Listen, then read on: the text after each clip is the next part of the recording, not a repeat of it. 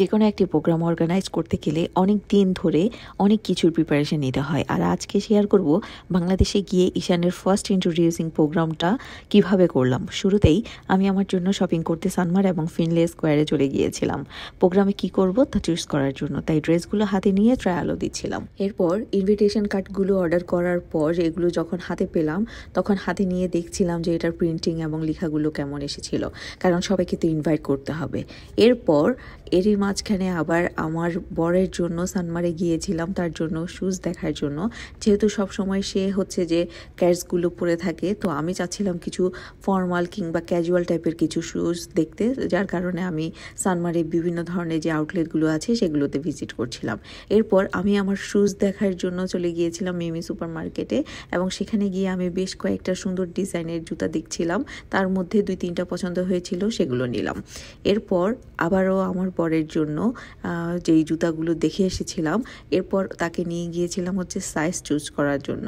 তো সব কিছু সাইজ টাইজ দেখে সে যেই জুতাগুলো চুজ করেছিল আমার অসম্ভব ভালো লেগেছিল এই জুতাগুলো, আমি জানি না কেন। তবে হ্যাঁ, বরাবরের তুলনায় অ্যাপেক্সে এইবার মনে হয়েছে তাদের প্রাইস অনেকটা বেশি, কারণ এই জুতাগুলোর প্রাইস ছিল 10 টাকা কম 6,000 টাকা। সো আমার কাছে মনে হয়েছে যে তাদের গতানুগতিক যে প্রাইস থাকে সেটা থেকে এই প্রাইসটা অনেক বেশি। কিন্তু যাই হোক, জুতোগুলো যেহেতু সুন্দর ছিল এবং অ্যাপেক্স এটা একটা ভ্যালু আছে এবং তাদের প্রোডাক্টগুলো অনেক কোয়ালিটি সম্পূর্ণ, যার কারণে আমরা অ্যাপেক্স থেকে তার জন্য এই জুতাগুলো নিয়েছিলাম। ছাড়া সেই সময় অ্যাপেক্সে কোনো ধরনের ডিসকাউন্ট চলছিল না, যার কারণে আমরা তেমন কোনো একটা ডিসকাউন্ট নিতে পারিনি। তো যাই হোক, আমরা সানমার থেকে আমাদের শপিং শেষ করে এরপর চলে গিয়েছিলাম আরও কিছু শপে, যেগুলোতে হচ্ছে একটু অন্য টাইপের ফর্মাল শুজ দেখছিলাম, যাতে করে যেহেতু আমরা অস্ট্রেলিয়াতে আবার ব্যাক করব, যাতে করে ডিফারেন্ট টাইপের শুজ হচ্ছে যে আমরা কিনে নিয়ে আসতে পারি। এরপর যাই হোক, প্রোগ্রামের দিন ঘনিয়ে এসেছে। এবার একটু করে মেহেদি দেওয়ার শখ ছিল, যেহেতু অনেক বছর আমি মেহেদি লাগাতে পারিনি, তাই নিজের শখটাকে পূরণ করার জন্য মেহেদি আর্টিস্টকে ডেকে নিয়েছিলাম। এবং এই মেহেদিটা দেওয়ার জন্য আমার একটি ছোট বোন বাসায় চলে এসেছিল এবং হাত ভর্তি করে আমাকে মেহেদি দিয়ে গেল। ওর মেহেদি ডিজাইনগুলো আসলেই অনেক ইউনিক ছিল। সেই সাথে দেখতে দেখতে প্রোগ্রাম গনিয়ে এসেছে এবং প্রোগ্রামের দিন একদম ভোরবেলায় কিন্তু গরু জবাই করা হয়েছিল। আমার বাবা গরু এবং ছাগল দুটি কিনে নিয়ে এসেছিল এর আগের দিন।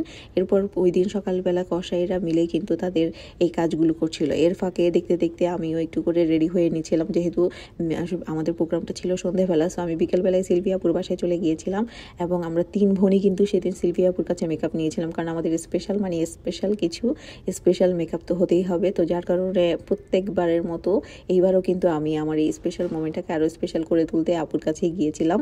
তো আমি সুন্দর করে আমার যে ড্রেসটা ছিল সেই ড্রেসটা পরে নিলাম, ড্রেসটা পরে মেকআপ করে নিলাম। তো পরবর্তী ব্লগে শেয়ার করব কি করলাম প্রোগ্রামে, কি আয়োজন ছিল, এবং সব কিছু মিলিয়ে থাকবে পরবর্তী ব্লগ। এবং সেই সাথে একটু জিনিস আমি শেয়ার করে রাখি, সেটা হলো এই যে পুরো রাস্তা জুড়ে যেই লাইটিংটা দেখা যাচ্ছে, আমার অনেক শখ ছিল যে আমি যেই প্রোগ্রাম করি না কেন আমাদের বাবুর জন্য কিংবা আমাদের জন্য, আমার খুবই ভালো লাগে রাস্তা ভর্তি এরকম লাইটিং থাকলে। কেন জানি মনে হয় যে কোনো প্রোগ্রামটা তার পূর্ণতা পেল।